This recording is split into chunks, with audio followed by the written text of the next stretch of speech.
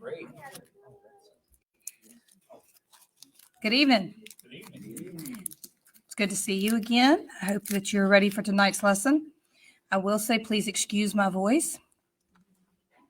I've been fighting with it for about 2 days now, so we're going to trust that it's going to hold out. And if it doesn't, we'll figure something out. How many of you know sign language? I know no, it's sit. More, and all done. So, okay, so tonight we're going to talk about Henry VIII. And this is along our second subtopic in our series, which is what we can learn about God from history. Okay, what characteristics, what biblical truths are reinforced or can we learn through looking at history? And Henry VIII, I call him, or I subtitled this, Henry VIII, God can use anybody.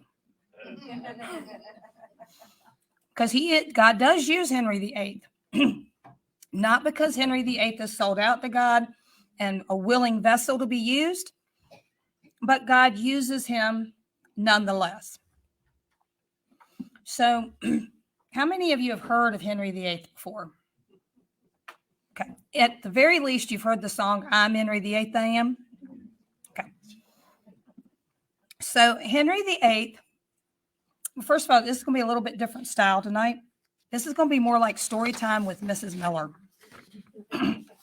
So you'll notice that in your notes-taking sheet, there's several slides that are just pictures. That's where I'm going to be telling the story, and then some highlights will be on the next slide. Then after I get the story told, we'll dig into what we can learn through this, okay? Sound like a plan? All right. So I have here two pictures of Henry VIII. The first is when he was a young boy. The second is the infamous Henry VIII portrait of him as the king. And if you are really a big history geek like I am, you can actually go into the symbolism of this portrait. We, however, are in mixed company in a church, so I am not going to go into all the symbolism of this portrait.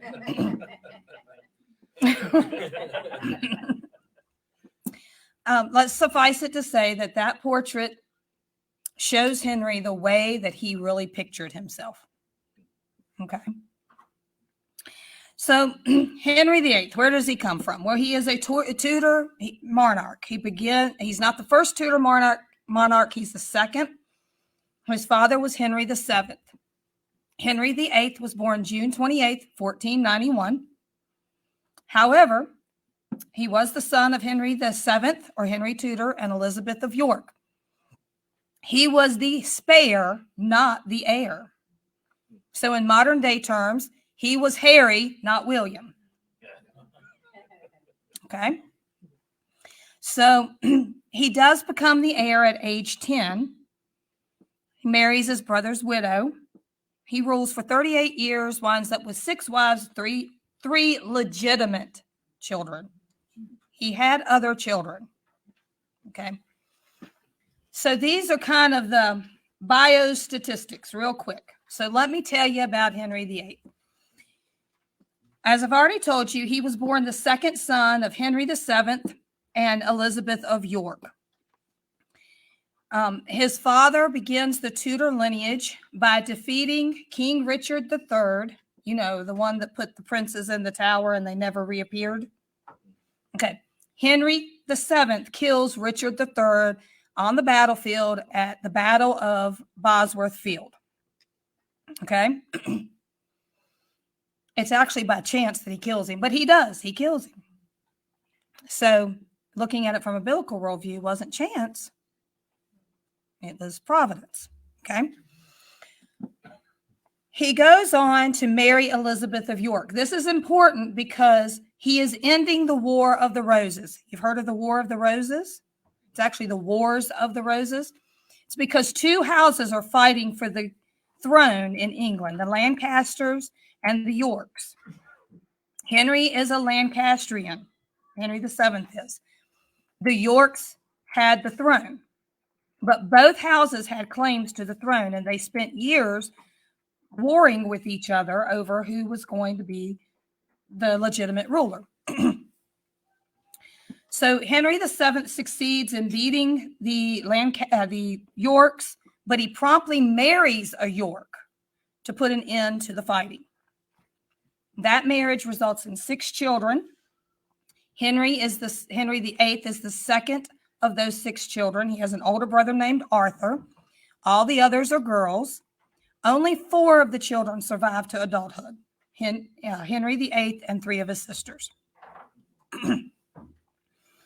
So Henry VIII's brother, Prince Arthur, gets married at the ripe old age of 15. And he marries this next lady, Catherine of Aragon. She's also 15. They were engaged at age 3. 3. Yes. Catherine of Aragon has some rather famous parents. They are King Ferdinand and Queen Isabella of Spain. Actually, they are King Ferdinand of Aragon and Queen Isabella of Castile. Both are monarchs in their own rights. They marry, merging their kingdoms, creating Spain. This is when Spain becomes one nation. And they spend their time on the battlefields getting rid of the Moors and the Jews. The Moors are the Muslims that had inhabited the Iberian Peninsula. So Catherine is their youngest daughter, and King Henry VII knows that his claim to the English throne is precarious at best, because what I didn't mention was his claim was through his mother's line, and normally you didn't trace through the mother's line. And not only was he a Lancastrian because of his mother, but the ancestor that gives him the claim to the throne was actually illegitimate, and it was illegal for illegitimate children to have a claim to the throne. So his claim to the throne is precarious at best. And he wants to ensure that this line is going to go on. So until he can do that on his own, he needs some powerful allies. And King Ferdinand and Queen Isabella are the most powerful allies he could have at the time. So when Arthur is 3, he arranges a marriage between Arthur and their youngest daughter, Catherine. Catherine is brought up to be the Queen of England. She would have been educated for that purpose. Everything she was taught would have been to be a good Queen of England. So also keep in mind that she's going to be very staunchly Catholic. Her parents are very Catholic. Her parents are so Catholic that they're kicking the Muslims and the Jews out of the Iberian Peninsula, and they are the rulers who rule over top of the beginning of the Spanish Inquisition. If you will remember from your world history, that was the really, really bad time that Catholics persecuted anybody they considered as a heretic, or a blasphemer, or a Protestant, and they usually exacted confessions through torture. And once you confessed, you were killed. So if the torture didn't kill you and you confessed, they were going to execute you anyway, usually by burning you at the stake. So Catherine would have been brought up as very staunchly Catholic, very devout, and knowing that she was going to grow up to be Queen of England. Arthur and Catherine marry when they're 15. But Arthur catches the sweating sickness shortly after his marriage, and in less than 20 weeks of marriage, he's dead. And now Henry is the heir, but he's only 10 years old. Catherine by now she may be 16 at that point. So she's about 6 years older than Henry. But Henry VII still needs this alliance. So he convinces Ferdinand and Isabella to say, get her to wait a few years. And when Henry gets old enough, he can marry her. And so that is agreed upon. They will get married when Henry becomes of age. However, the marriage continues to be postponed. Henry reaches 17 years of age, and Henry VII dies. Henry VIII promptly marries Catherine. Couple of reasons. Again, he knows that his position as King of England is precarious. There are still Yorks who want his throne. And so he needs a strong ally. So he marries Catherine. Also, he's fallen in love with her over this time. She was beautiful. He thought that she was a wonderful princess, would make a great queen, and he fell in love with her. Henry very much sees himself as chivalrous. He's a chivalrous knight. He believes in courtly love and all of the honor codes that we read about with like King Arthur and the Knights of the Round Table. He believes in all that stuff. And so he wants to marry her. And he does. And she has, throughout their marriage, she is actually pregnant 7 times. She has one surviving child. And it's a girl, Mary. She actually gave birth to a son. They named him Henry. Go figure. But he only lived 7 weeks. He did live long enough to have a very elaborate baptism, but he only lived 7 weeks. And so Mary is the only child of the union that survives. Now, Henry starts to get a little older. Remember, Catherine's older than him. She's 6 years older than him. She gets into her 40s. She's past her childbearing years. And Henry looks around and he has one child, and it's a girl. And it is not looked favorably upon for a woman to be the ruler. So he's kind of in a conundrum because, again, his position as king, his dynasty, is threatened. So he needs to secure that lineage. He needs a son. Catherine's not going to provide one. The illegitimate children he has are not eligible for the throne. So what's he going to do? Well, Henry did have a flair of religion about him. As a matter of fact, when Martin Luther nailed his 95 Theses to the church door, it offended Henry very much. And he wrote an entire book defending the Catholic faith and the Pope, for which the Pope gave him the title Defender of the Faith. So now Henry, he has a little bit of an ego. And so now that he's got this title, he sees himself as pious and religious, and he's just, to be honest, I think he thinks he's right up there next to Christ. And so he starts trying to figure out why he's not having a son. And he gets to looking in the Bible, and he finds Leviticus 20:21. And Leviticus 20:21 says, "If a man shall take his brother's wife, it is an unclean thing, and they shall be childless." It says, that's what it is. I wasn't supposed to marry Catherine. Yeah, we've been married for 20 years. Yeah, she's technically had 7 kids, and only one has lived, and it's a girl. So technically we're not childless, but it is a girl. So we kind of are childless.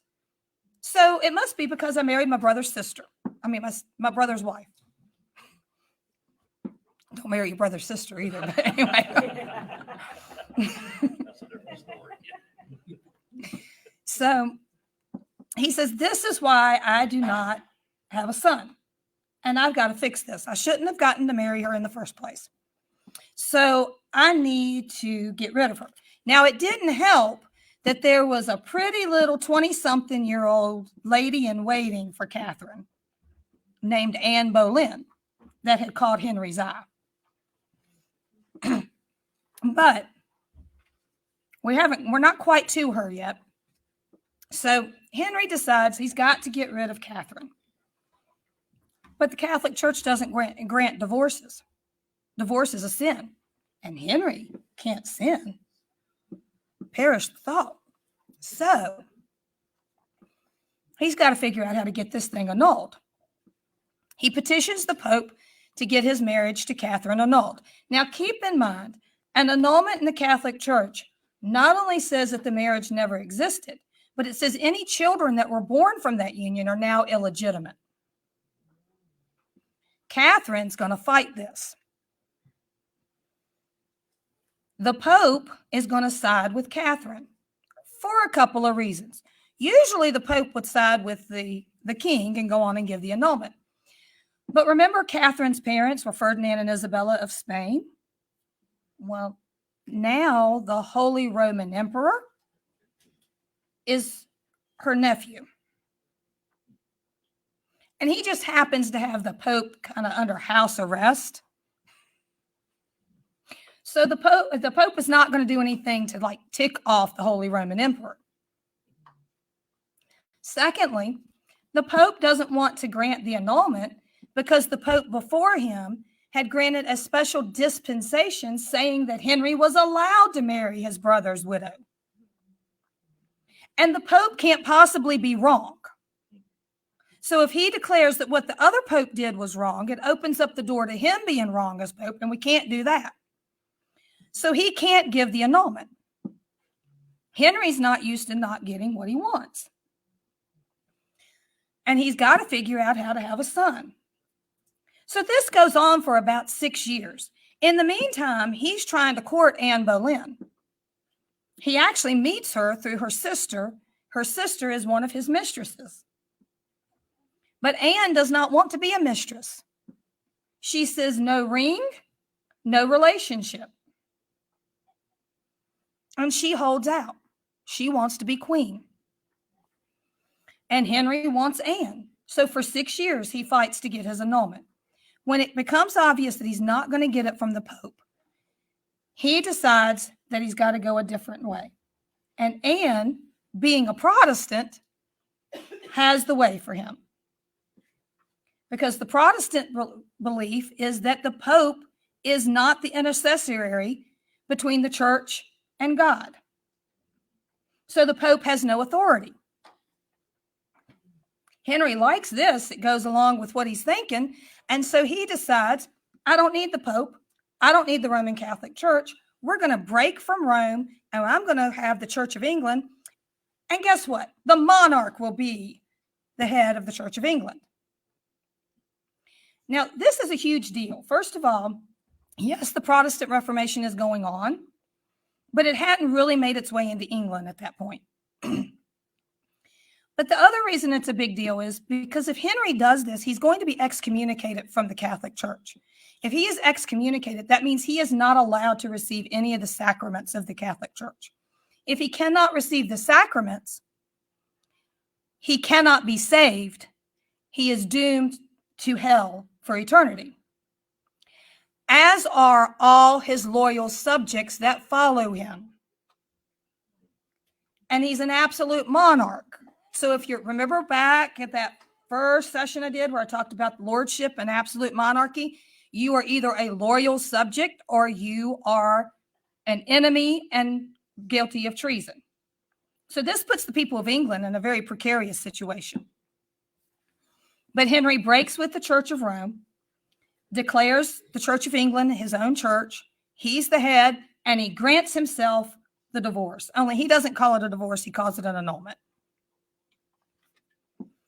The Archbishop of Canterbury is a loyal subject, so he decides that he is going to legitimize what Henry has done.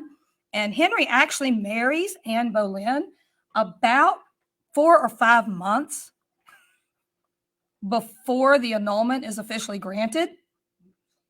But the Archbishop of Canterbury says, oh, no. His marriage to Anne is the one that's legitimate, which is very important because Anne's already pregnant. So that child has to be born legitimate. Well, Anne, let's look at Anne, the second wife.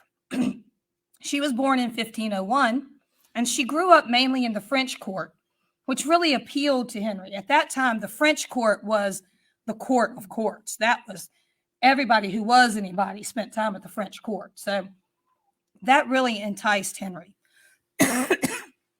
But somehow, in all of that, Anne had become staunchly Protestant. She does refuse to be his mistress. She wants to be his wife. And as I said, when their marriage is declared official and legal, she's already pregnant.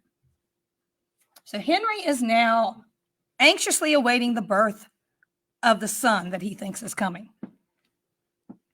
But Anne has a daughter. We know her as Elizabeth.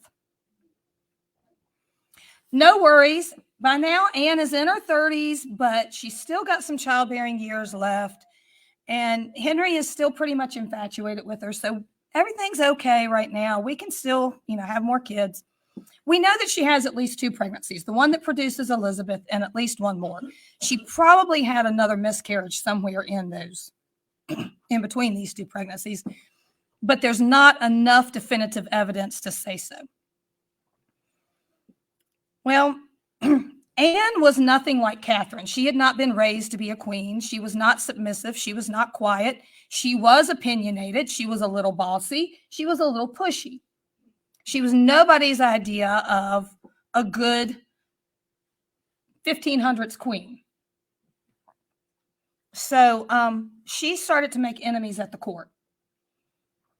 Henry was still young enough to participate in athletic events, and he loved to hunt and fish and joust. And he was in a jousting tournament where he got very badly wounded. Excuse me. He fell off of his horse, hit his head, had a head injury so bad that he was actually unconscious for hours. They thought he was going to die. He did recover, but he also had a leg injury that never healed properly, became ulcerated, and affected his mobility. So his days of being active were over. The head injury probably did something to his brain because his personality is markedly different after the accident. When Anne is told that Henry has had this accident, she miscarries the second baby, and it is a boy. Excuse me, I'm sorry. This, combined with Henry's personality change and the enemies that she has gained at court, does her in. She's now getting into her late 30s. Her childbearing years are coming to a close. She has no friends at court. Henry has become very moody. He's almost like bipolar. She's not as appealing to him anymore. There's another pretty young lady in waiting that in the court that is everything that Anne is not. And so Henry decides he needs to get rid of Anne. Divorcing her probably is not going to work. He doesn't really have grounds for that. So we're not sure who, but somebody comes up with this charge that Anne has been unfaithful to Henry, that she has committed adultery with at least 3 men, including her brother, which makes it incest.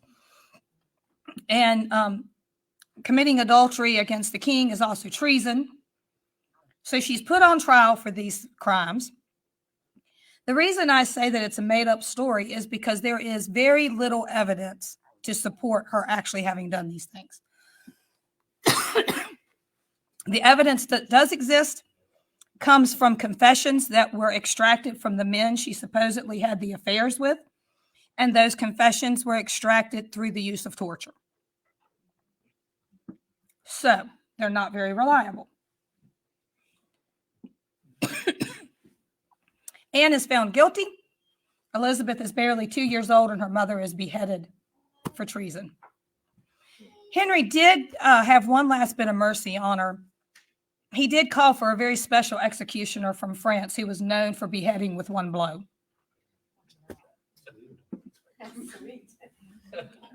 Well, considering that most executioners, when you were beheaded, you basically were hacked off, and they often missed your head several times.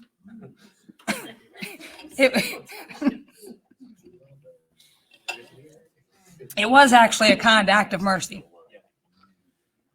Okay, so now, 10 days later, after Anne has been beheaded, Henry marries Jane Seymour.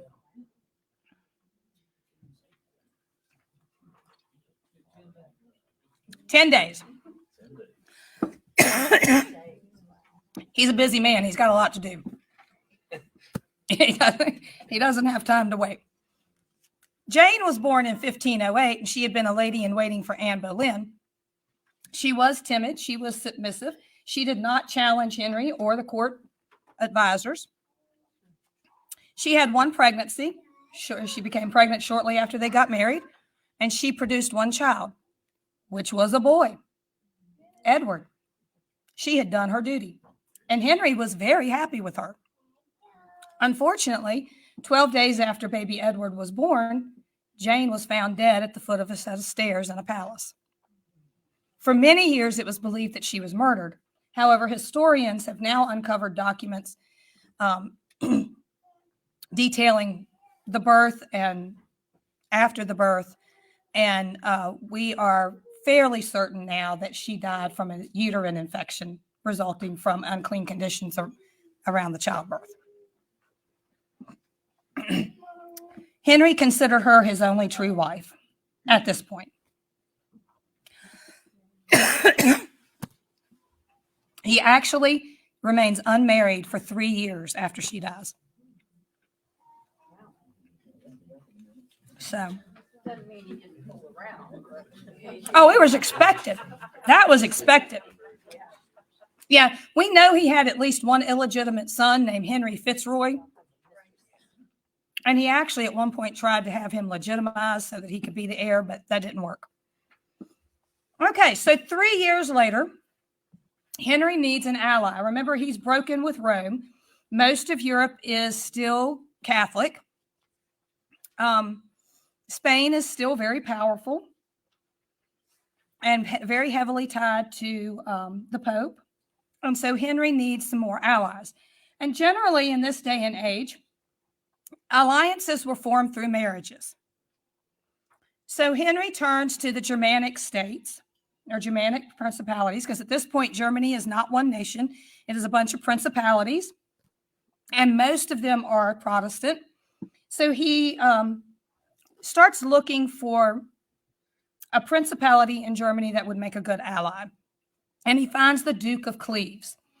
And the Duke of Cleves has a sister named Anne. And so Henry sends his portraiture, his court portrait painter, Holbein, to paint a portrait of Anne of Cleves and bring it back to him, because Henry is not going to marry anybody who's not pretty. She's got to be beautiful. She's got to be worthy of Henry. And so, they didn't have photographs then. You couldn't FaceTime her. So he sends a guy over to create a portrait. Now, the guy creates a portrait about that big. Brings it back over. Henry looks at it and says, yeah, I think she'll do. Yeah. So he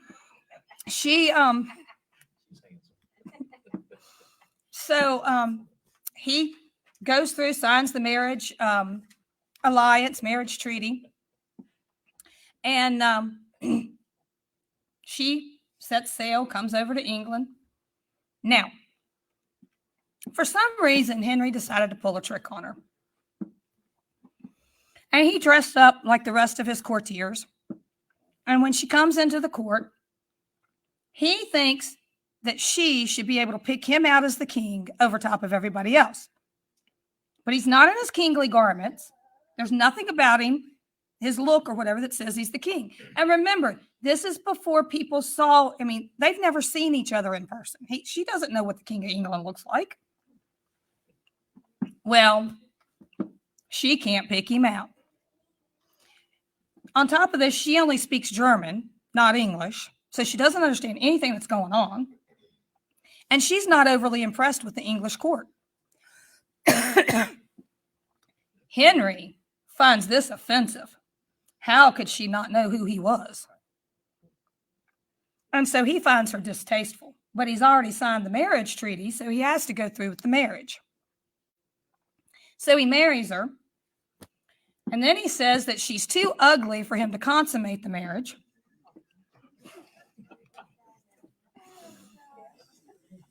And within 6 months, he has annulled this marriage as the head of the Church of England.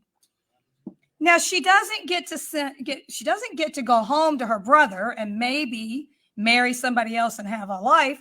No, she gets the title of the king's sister, gets a couple of houses and some money, and has to live out her days as the king's single sister. She was about 25 years old when she married Henry. He was in his 40s. Within a short period of time, about less than 2 months, he marries Catherine Howard.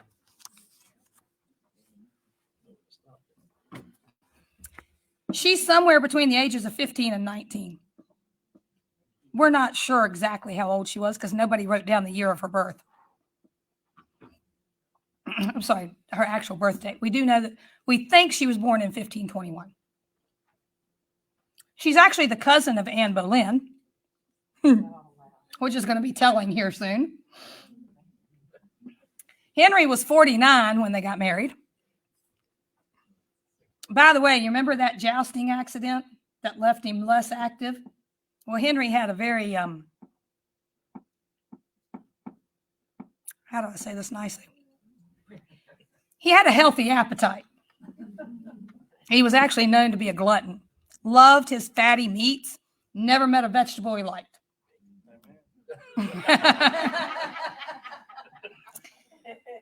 But he wasn't able to keep up his activity level that he'd had before. So Henry was growing. So he's now 49, has an injury in his leg that is ulcerated and emits a horrendous smell. He's growing exponentially. When he dies, he has a 54-inch waist. They literally had to invent a hoist and pulley system to pull him up and put him on his horse. I said, poor horse. Anyway, back to Catherine Howard. She enjoys the attention of Henry. She marries him, but she's a young woman. And Henry's 49, which in that time, I mean, he was lucky he was still alive. And he's sick. And he's grumpy. And so she's not really getting much out of this marriage. And she starts entertaining the attention of younger men more her own age. Now, I don't know for sure that she did anything more than flirt with them. But just flirting with them was stupid and dangerous. She was the Queen of England. And she wasn't extremely discreet about it. And so quickly it is found out within the court that this is going on. Well, nobody's going to cheat on Henry and get away with it. So she's charged with adultery and treason, just like her cousin. The men are charged as well, and they are all promptly executed and beheaded. He did not bring a special executioner in for her.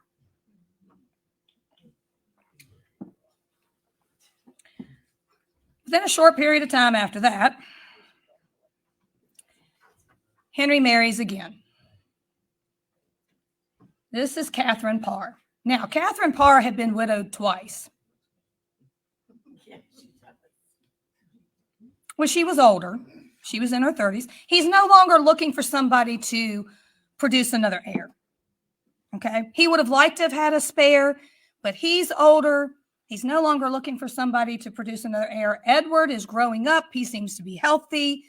He thinks he's fairly secure in the Tudor dynasty. So he marries Catherine Parr. She was born in 1512. She had been widowed twice.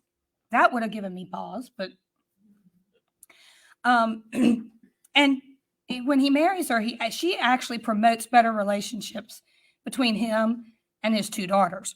Remember, he divorced one mother, he beheaded the other. the girls aren't going to be really happy with him. He's not a hands-on father. He considers them both illegitimate. So while they're cared for, there's not a great relationship going on there. Catherine Parr actually builds that relationship between him and the girls. The one time she gets in trouble, she was Protestant, very staunchly Protestant, much more so than Henry. The one time she does get in trouble, and she's in some pretty big trouble. She had put forth some ideas that Henry did not approve of. She knew how to push his buttons the right way, because she went to him and she said, I'm just a foolish, ignorant female. How could I know that this was wrong unless you teach me? Oh, wise one. And Henry said, well, okay, you're forgiven.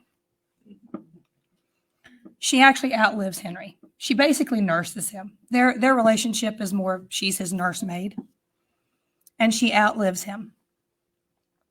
So in case you got lost somewhere in the story, the fate of Henry VIII's wives, there's a little rhyme that will help you remember them. Divorced, beheaded, died. Divorced, beheaded, survived.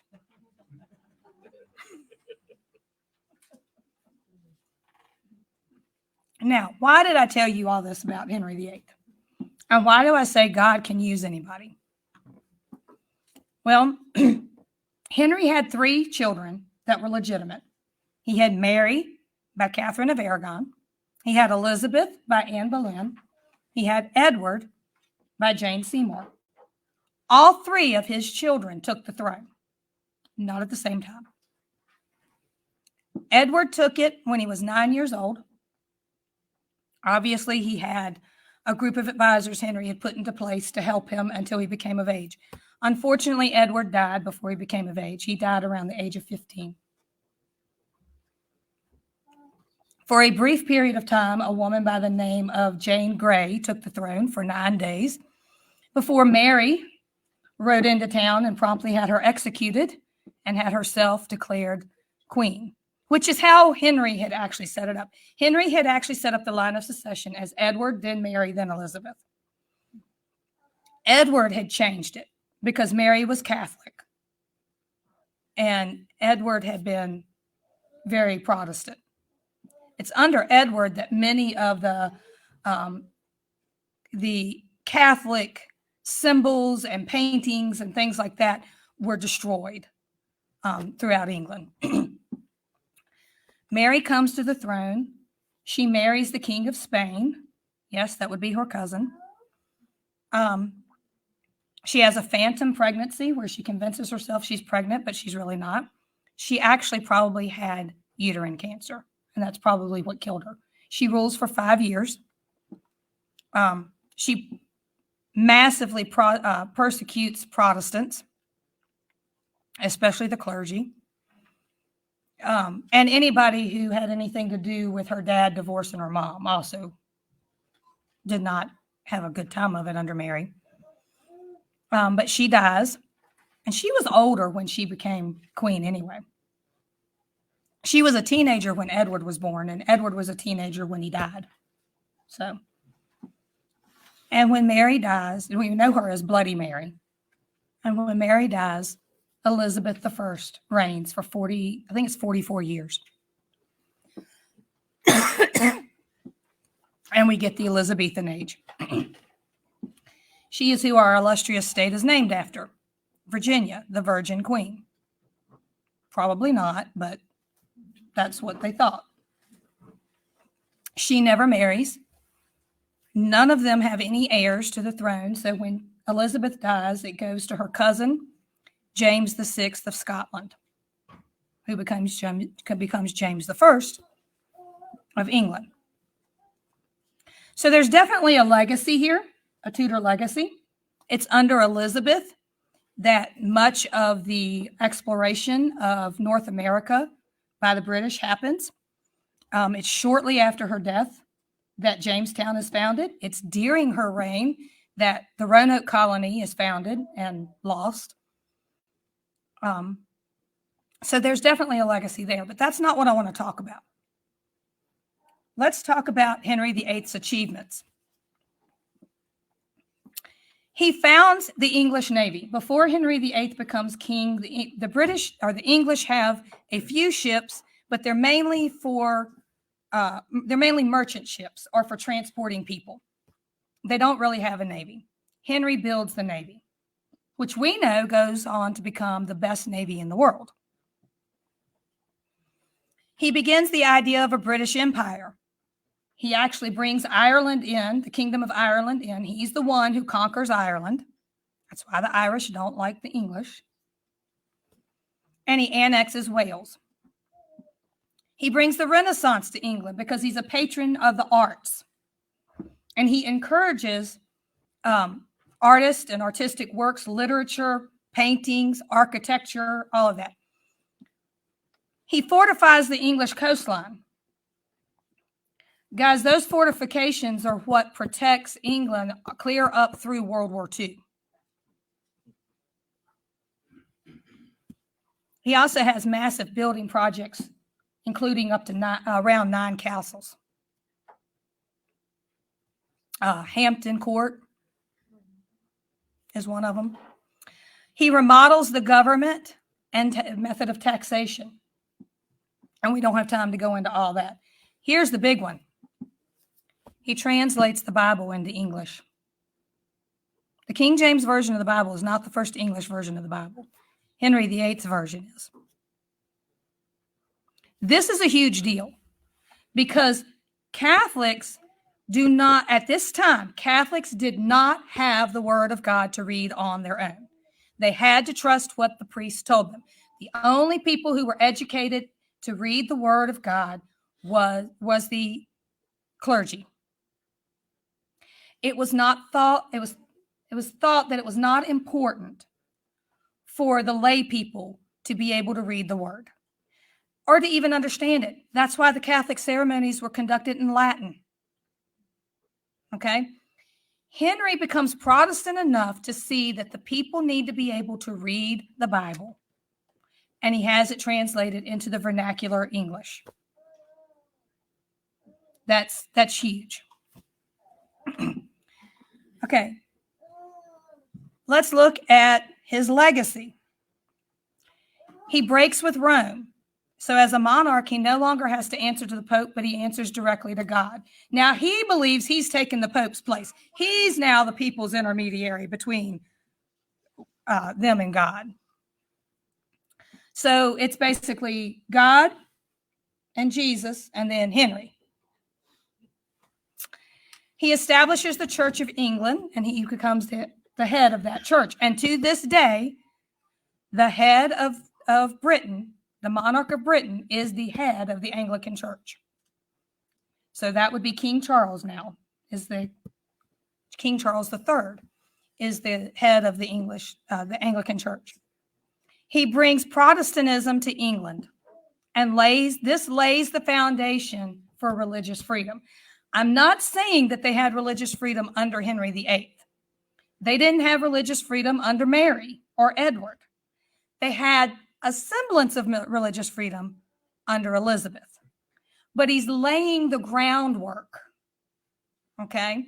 Because if Protestantism had not come to England, they would never have experienced religious freedom. Now let's look at his flaws. I only listed a few. His ego. He had a huge ego. He cannot entertain the idea that he could be wrong about something. It couldn't possibly just be that he and Catherine weren't supposed to have a son that lived. And it couldn't be his fault that sons weren't being produced. Even though now, biologically, we know that that's the case. It had to be her fault. Or it had to be, something that the Pope's fault. He gave the dispensation for me to marry her when he shouldn't have. It had to be somebody else's fault. He's a glutton. As I mentioned, when he died, he had a 54-inch waist. I want you guys to think about that for a minute. A 54-inch waist. I encourage you to go online onto YouTube and look up a British historian by the name of Lucy Worsley, Worsley.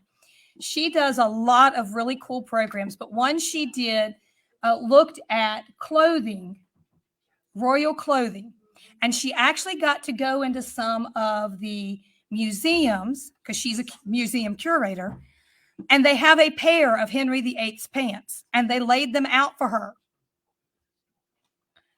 They would be bigger than this table. They were wider than the table. Okay? He was a big man.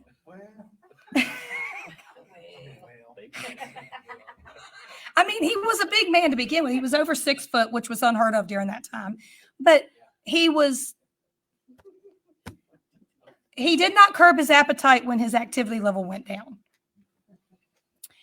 He lived in a dream world. He believed he was a chivalrous knight.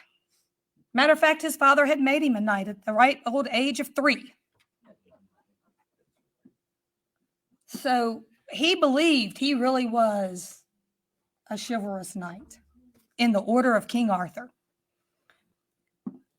But he was a tyrant.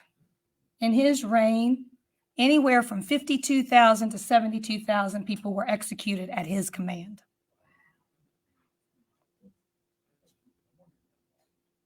Two of which were his wives. Actually, he was very well loved during his reign. It's now that he's not liked. But during his reign, he was considered the epitome of what a good king would be.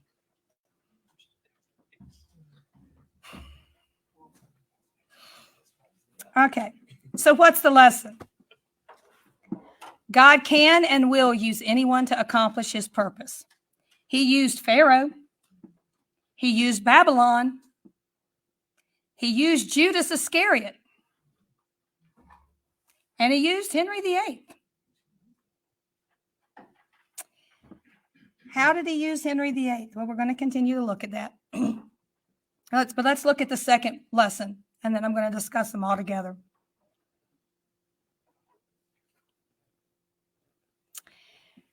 Henry was used to spread Protestantism to England, which eventually spread it to the New World. And he lays the groundwork for the American colonies and their ideas. All right, I want you to think about this for a minute. Ferdinand and Isabella financed Columbus's voyage to discover the New World. They really thought he was going to the Indies. He discovers the New World. They start colonizing the New World, and they start spreading Catholicism like crazy. And they have a wonderful method, convert or die. And if you do convert, great, now we're going to make you our slaves. But the Catholicism was spreading all throughout Middle and South America. Okay? When Henry breaks from the Catholic Church and brings Protestantism to England, and then England starts to colonize North America, the 13 original colonies, all but one of those colonies is colonized as a Protestant colony. All of the Caribbean colonies were Protestant. Matter of fact, one of Queen Elizabeth's reasons for beginning and supporting exploration and colonization in the New World is to stem the tide of Catholicism.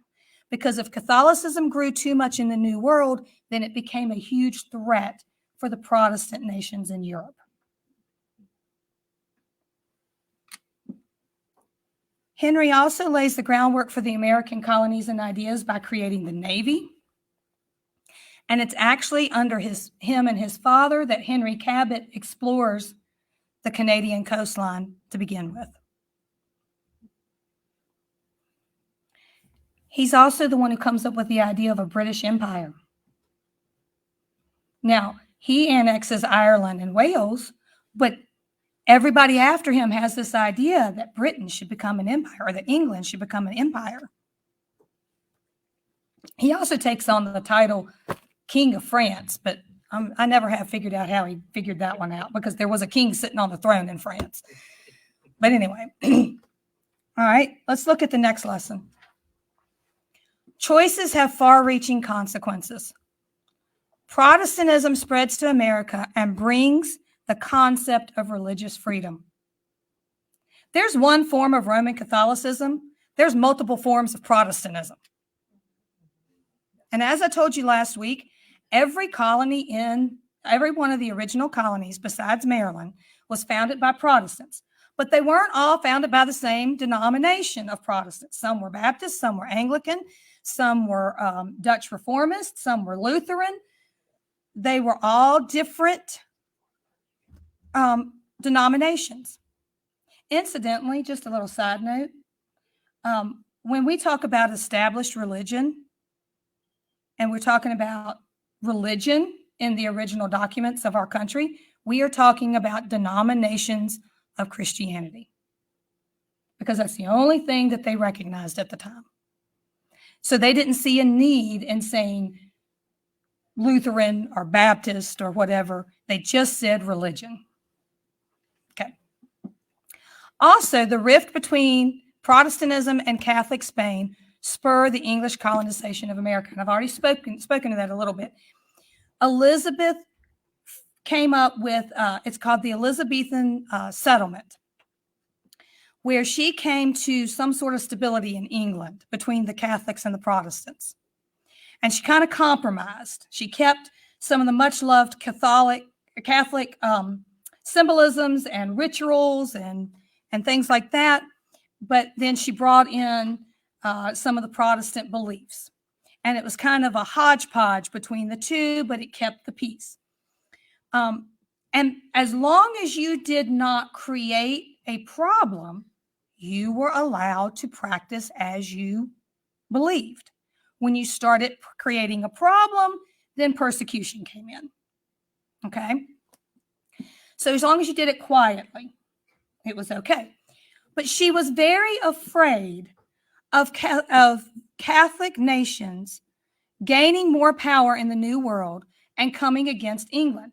Part of this is because her sister had married the King of Spain. Now, Mary was such a nut that the King of Spain barely stayed here long enough for her to even get pregnant. And then he hightailed it back to Spain. And he didn't come back. When she died, he didn't come back. He did offer to marry Elizabeth. And she said, no, thank you. She said, I am married. I am married to my country. And she refused to marry anybody. She refused to marry anybody because she didn't want the man to take over the authority. She wanted to be in control. And in her day and age, if she had married, he wouldn't have necessarily become the king, but he would have been looked to over top of her for decisions. So she remains single. Well, when she denies the King of Spain, Philip, and she continues to push Protestantism or allow Protestantism in England, Philip is now upset. And he's going to gain England back for Rome. And he sends the Spanish Armada. And they had a really good chance of taking England over. Everybody thought that they were. Until they got to the English Channel. And all of a sudden, a great wind came up. Sounding familiar? And it blows half of the Armada off course and off somewhere else. And the rest, Sir Francis Drake and his navy, which were actually privateers, which was just legal pirates, are able to defeat the rest of the Spanish Armada because they have guns on their ships and the Spanish don't. An Armada just carries the soldiers. It didn't have weapons. But in 1588, the Spanish Armada is defeated. But Elizabeth still thinks about that. She still realizes that if Spain and some of the other Catholic nations become strong enough in the New World and spread their religion far enough, that they can become a real threat to her in Protestant England. So she begins to lay the groundwork to colonize the New World as a Protestant nation. I realize that these lessons are maybe not as deep as the ones about the plagues or even the miracles of the Revolution. But nonetheless, God used Henry VIII to eventually accomplish his goal of founding the United States of America. And for more than 200 years, we were a Christian nation that was salt and light to the rest of the world. Would that I could say that now.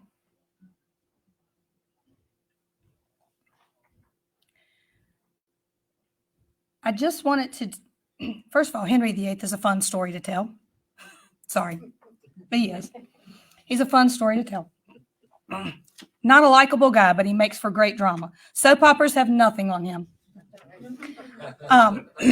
But I wanted to include him so that you could see an example of how having a biblical worldview when looking at history can open your eyes to God's hand moving throughout time in ways that maybe are not directly related to Scripture. Does anybody have any questions, comments? Yes, sir. One question. Where Henry VIII's achievements, where he translated the Bible into English, did you say it was Latin that he translated it from? No, he would have gone back to the original language. Well, it depends on which part of the Bible you're looking at. Hebrew, Aramaic, Greek. So he would have gone back. And he's not the one who actually did the work. Yeah, sure. He said, this needs to be done. And then the proper people who would have known those languages and known the English language would have done it. Yes. Mm-hmm. Yes, it would have been from the original languages. And the Tyndale Bible, which people recognize that name, comes before King James. Yes, actually, the Tyndale is who he based this whole thing on. So a lot of the work that Tyndale did with the New Testament spurred Henry VIII to put the Bible into English because he was a contemporary. Any other questions? Was he fun to learn about at least? Okay, what happened to his wives? I want to hear it. Divorced, beheaded, died. Divorced, beheaded, survived. Yep. I put survived instead of died. Sorry, guys. Fix that. That's a typo. Yeah, because Jane Seymour died. By the way, have fun looking stuff up on the internet about her. When you put Jane Seymour in, all you get is the actress. Yeah. You have to put in Jane Seymour or Queen. You have to put in Queen Jane Seymour. And then sometimes you still get the actress, but. Any other questions or comments before? Interesting character. Yes, he is. And look, again, I've scratched the surface. There's so much more to him. So much more to him. Yeah, literally and figuratively. So, all right. Is anybody? Nothing else? All right, we'll go on and close in prayer then. Guess what's next week?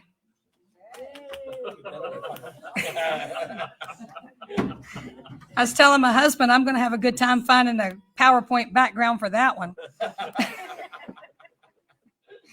All right, so next week we're going to look at the Salem witch trials. We're going to go into how history can show us what to do and what not to do. This is going to, I like to call this one the Salem witch trials, Christianity gone wrong. Yes. So, all right, let's go on and pray. Precious Heavenly Father, I thank you and praise you, Lord, for this day. Thank you for bringing us together and letting us have some time to look at a figure in history through the biblical lens, Lord, the biblical worldview. I thank you for helping my voice and helping me to get through it. I thank you for these ladies and gentlemen that you've brought here and let them suffering through this with me all the times that I had to cough. Thank you for teaching us in every aspect of life, Lord. If we'll just look, there's always a lesson from you. Go with us tonight as we leave here. Bring us back at the next appointed time. In Jesus' name we pray. Amen.